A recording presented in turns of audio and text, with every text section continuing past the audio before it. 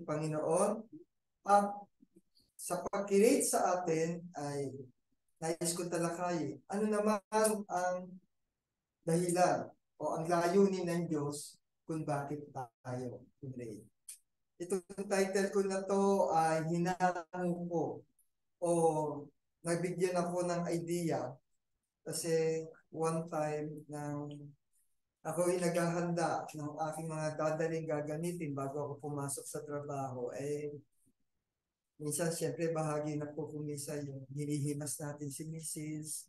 Minsan naglalambing tayo. And one time, nakita ko, sabi ko, parang nagbago yata yung pisikal ng katawan ng Mrs. ko. Ngayon, sabi ko, kung wala ka ako, ano pa kaya ako? Ano ang mangyayari sa buhay ko kung ang ating mahal ay mahina na o wala na sa aking tabi.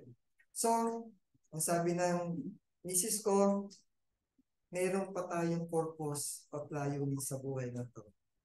Kaya kung ano man yun, ay ano nga ba yung ating layunin sa ating buhay.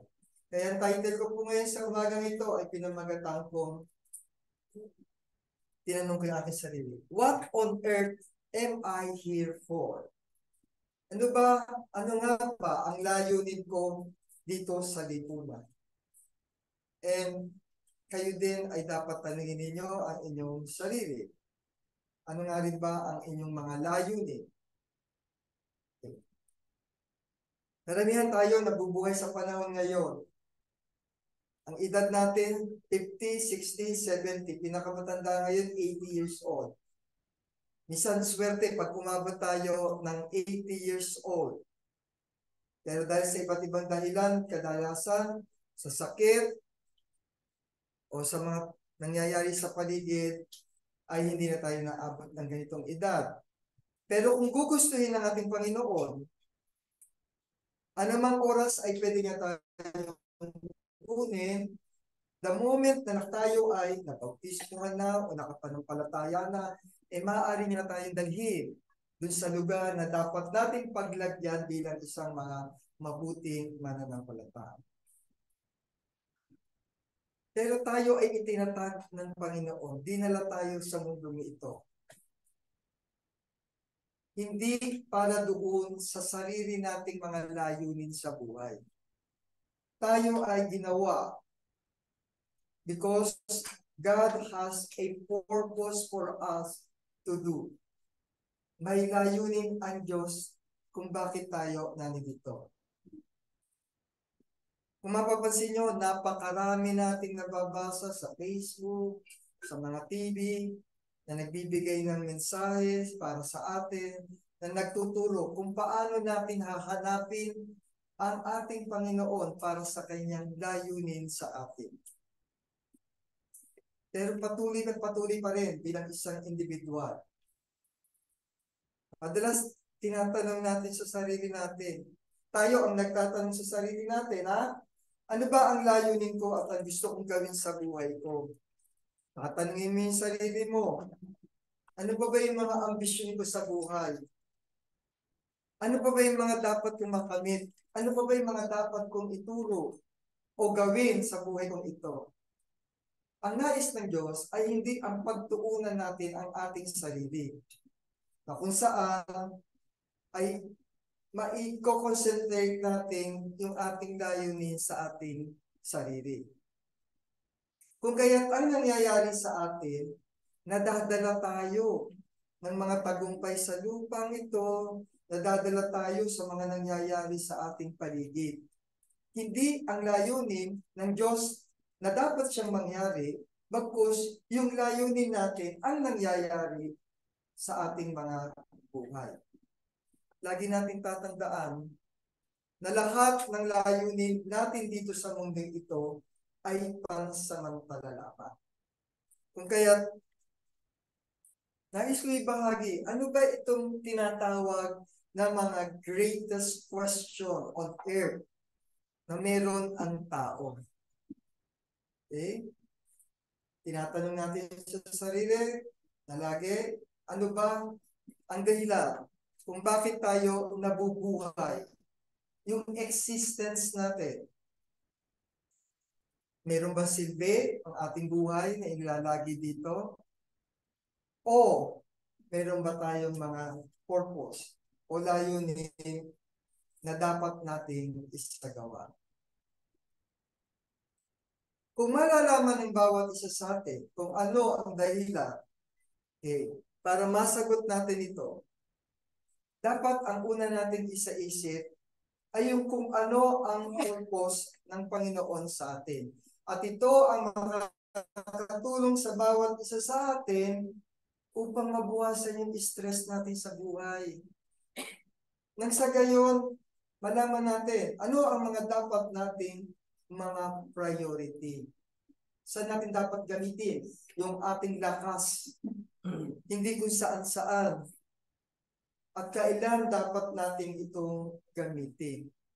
Dahil ang bahagi nito ay ipaghahanda natin para sa eternity na buhay na ipinangako sa ating ng ating Panginoon. Ang bawat isa sa atin ay hindi aksidente na lumabas sa mundong ito. We're not here by chance. May purpose ang bawat isa sa atin. At ang purpose ng ating Panginoon is to glorify Him upang ipaabot sa lahat kung ano ang kanyang kapangyarihan, kung ano ang nais niyang ipagawa sa atin. God wanted us to praise and glorify Him in the entire span of our life. Yan po ay makikita natin sa Revelation. Ang layunin ng Diyos na kung saan nais niyang luwalhatiin at ng kapulihan at ng kapangyarihan. Ito ang ating dahilan kung bakit tayo ay nasa mundo nito.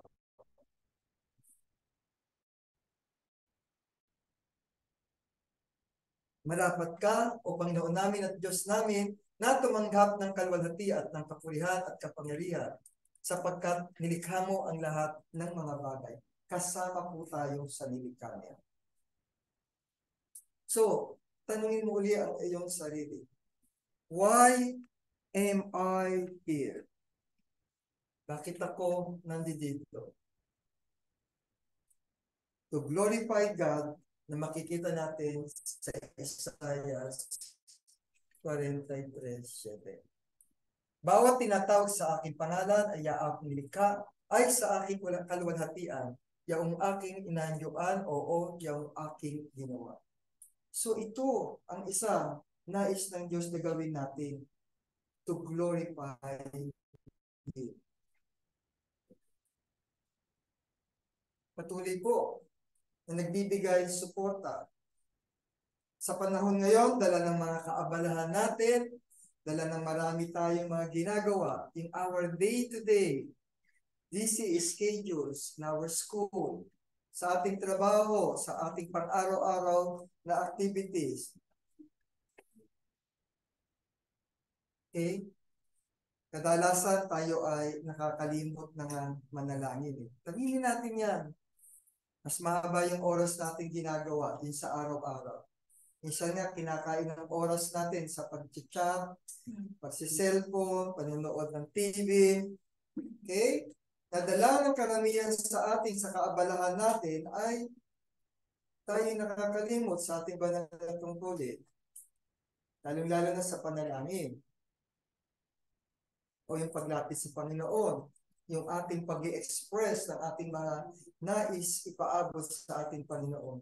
Ngunit tinuturo niya sa atin na kung saan, kaya kung kayo'y nagsisikain, ibig sabihin kahit anong ating ginagawa, bigyan natin ng oras, okay, to glorify our Lord, our God, sa pamamagitan ng ating mga panalangin, kahit anong ginagawa natin. Lalo na tayo mga estudyante, kayo siguro, paglabas na ng bahay, takbo na, iniisip agad ko ano yung gagawin sa eskwela. Ako po, nasanay na ako paglabas ko ng bahay kahit sa sasakyan man lang.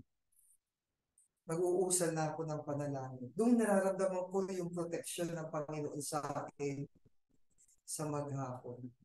Diyos ko, layo mo ako sa disgrasya, ilayo mo ako sa mga masasamang tao na maaaring makasalamuha ko, bigyan mo ko ng talino, bigyan sa maghapon. Ganun lang paulit-ulit. Minsan, sabi ko nga sa Panginoon, hindi ka kaya natutulig. Parang templated na yata yung panalangin ko. Lagi ako nagpapasalamat, humihingi ng kapatawaran, humihiling ng gusto. Paulit-ulit. Minsan po, sa totoo, baka at least lumagpas na. Dahil hindi lang isa, dalawa, tatlo. May takot ako sa buhay ko. Pero nais ko sa pamamagitan ng ganoong habit ay mag-glorify ko ang ating Panginoon. Why am I here? Bakit tayo nandito? Ano ang layunin ng ating Panginoon? Magkaroon tayo ng reconciliation sa Kanya through our Lord Jesus Christ. Nais ng Panginoon na kung saan ay tayo ay magpatuloy ng ating pag-reconcile, paghingi ng kapatawaran sa ating mga kasalanan. Sa Acts 17:30, sinasabi niya po, ang mga panahon ng karangalan ay pinalipas na nga ng Diyos na dapat ngayon, pinag-uutos niya sa mga tao na nangagsising lahat. Araw-araw, nakakagawa tayo ng mga kasalanan. Araw-araw, nakakalimot tayo. God wanted us to reconcile with Him.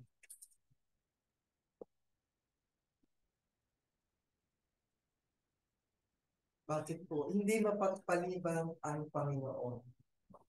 Hindi yun laging sasabihin natin, saka na ako maglilingkod, saka na ako hihingi ng kapatawaran, saka na ako magbabago.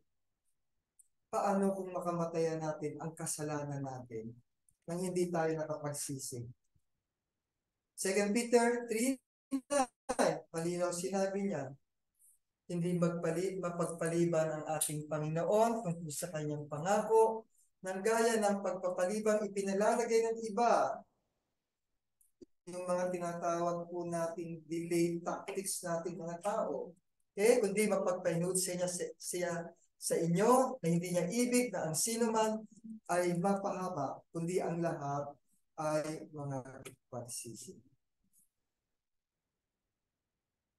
Ano ba ang ang layunin natin sa mundong ito? To serve the Lord and obey Him. Yan ang nais ng ating Panginoon. Binigyan tayo ng unique personality. Ang bawat isa sa atin, sabi daw noon, sabi ng mga pare-pareho lang daw tayo na kinreate equal. Pero tayo ay pinanganak ng magkakaiba. We created uniquely. Iba-iba ang ating katangian. Iba-iba ang ating pagkatao. Ginawa ka doon sa iyong kakakatangian mo na yon dahil may layunin ang Panginoon kung paano mo gagamitin ang mga katangian na yun. Halimbawa, kung ikaw ay ginawang isang ina, ginawa kang magulang. Dahil nais ng Diyos na maging tagapag-akay ka, binigyan ka ng kakayahan, umawit, binigyan ka ng kakayahan na maging tagapagturo. Bawat isa sa atin may unique characteristic o katangian tinataglay. Kaya dapat yun ang gamitin natin sa paglilingkod sa ating Panginoon. Ako'y natutuwa. Unti-unti po, may tumatayo na tayo mga kapatid. May mga sisimula na mapaawit. Hindi niyo ba naiisip na baka kayo ay tinatawag na ng Panginoon para maglingkod? Gamitin ang katangian na ipinagkaloob sa inyo ng ating Panginoon.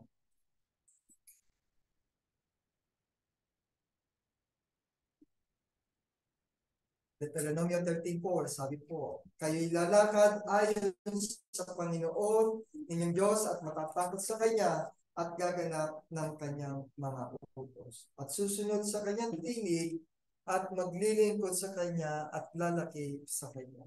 Kaya kami patuloy at patuloy po tayong nananawagan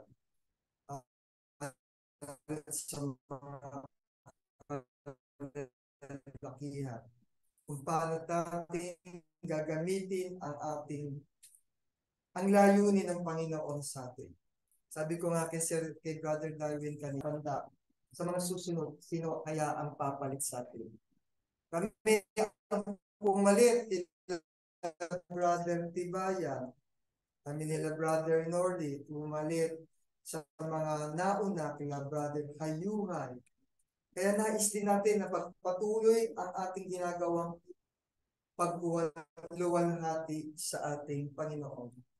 Kaya sa ngayon pa lang patuloy kaming nananawagan upang sa gayon ay maipagpatuloy natin kung ano man ang ating dapat isagawa, kung ano man ang ating inutos ng ating Panginoon.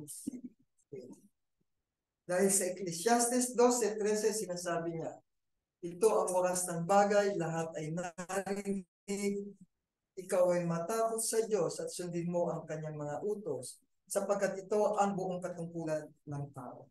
Paano kung wala na tayong mga ganitong uri ng paglilingkod? Saan patutungo ang buhay ng bawat isa sa atin? Paano natin magagabayan ang ating mga anak, ang ating mga mahal sa buhay, yung utos ng Panginoon na kailangan nating maglingkod sa Kanya? Yung Kanyang sinasabi na dapat nating isagawa. Ano ang pipiliin ng bawat isa sa atin? Yung layunin natin na pang sarili o ang layunin ng Diyos na gawin natin para sa Kanya? Isa po ito sa nabasa ko sa isang mga aawit na kung saan sinabi niya, mas pipiliin pa niya ang maging isang tagabantay ng isang bahay, pinto ng bahay, kaysa siya ay tumahang sa mga tolda ng kasamaan. Napakaganda po nito. Masigit niyang pinili ang maglingkod at maging kapaki-pakinabang kaysa siya ay maging bahagi ng makasalanan sa libutan. For once and for all, tayo po ay mamamatay. Tayo po ay destined to die once. Kung kaya tayo, ang nais ng ating Panginoon sa bawat isa sa atin, ay hinahanda niya ang ating mga sarili, ang ating mga buhay, is preparing us for eternity. Dahil minsan, at kapag tayo ay namatay, saan itinakda sa mga tao ang mamatay ng minsan, at pagkatapos ito ay ang paghukom. Pag tayo namatay, wala na tayong kakayahang magsisi. Kumbaga, kung ano yung mga achievements natin, wala na lahat yan. So, hanggang buhay tayo, ito ang pagkakataon na kung saan ang nais ng Diyos, kung paano ka itinilaga, kung ano ang binigay niya sa iyo, na mga binigay niyang utos para sa atin, yun ang dapat natin isabuhay. Isa sa mga dahilan kung bakit po tayo ay narito, ay upang ihanda ang ating mga sarili para sa paglalakbay natin sa ating tatahakin pagkatapos ng kamatayan. Kaya kung nalilito po tayo, nalilito ka kung ano ba talaga ang layunin mo dito, ang lagi mong iisipin, ano ang layunin ng Diyos para sa atin.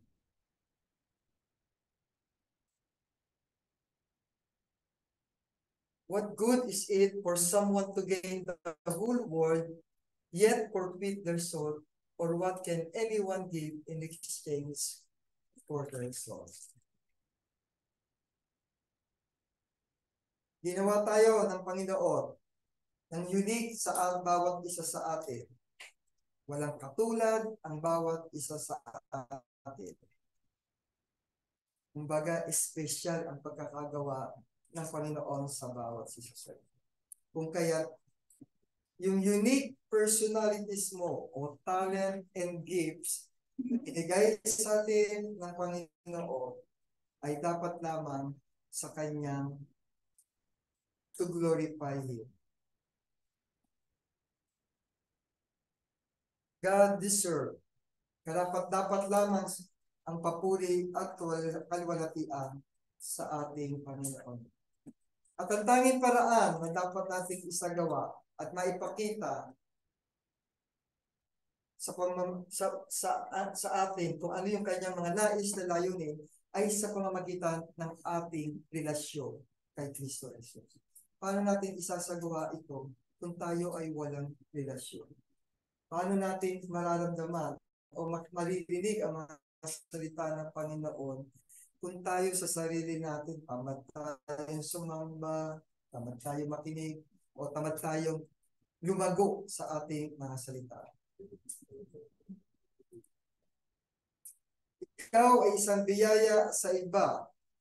Ang iyong mga kilos ay may kapangyarihan na lubos na magbibigay ng biyaya sa buhay ng iyong mga pamilya at ang mga tao na siyang nakapaligid sa iyo.